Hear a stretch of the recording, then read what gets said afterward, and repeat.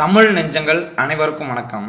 அண்ணன் சீமானை பற்றி ஒரு அருமையான கருத்தை பதிவு பண்ணிய ஐயா வியனரசு அவர்கள், அது என்னன்னு பார்த்தீங்கன்னா, நாம் தமிழர் கட்சி நிர்வாகிகளின் வீட்டிற்கு சோதனை செய்ய சென்ற என்ஐஏ நாம் தமிழர் கட்சி தலைமை ஒருங்கிணைப்பாளரான அண்ணன் சீமான் வீட்டிற்கு ஏன் செல்லவில்லை?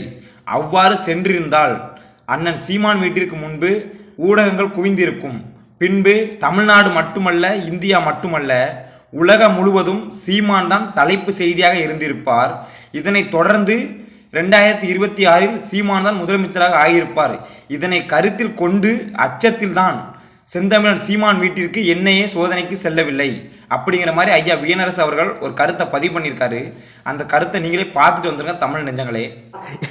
ஏன் தலைமை ஒருங்கிணைப்பாளர் சீமான் வீட்டுக்கு போகல? இன்றைக்கு மட்டும் இவங்களெல்லாம் விட்டுருவோம். இடுமாவனம் கார்த்திகை, மதிவான, சாட்டை துறைமுருகன், விஷ்ணு விட்டுருவோம். தலைமை ஒருங்கிணைப்பாளர் செந்தமிழன் சீமான் வீட்டுக்கு இன்றைக்கு போயிருந்தா உறுதியாக அடித்து சொல்லும் 2027 அவர் தான் தமிழ்நாட்டின் முதலமைச்சர்.